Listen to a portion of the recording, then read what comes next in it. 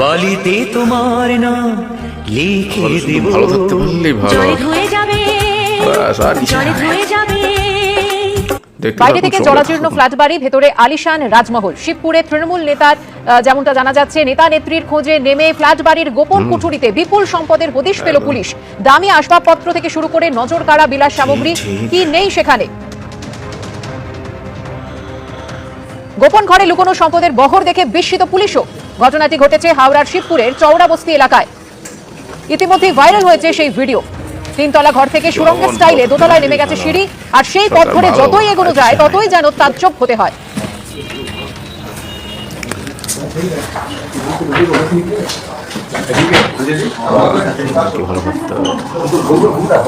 কোনটা আছে ওখানে? ওই আলমারিতে ছেড়ে দাও।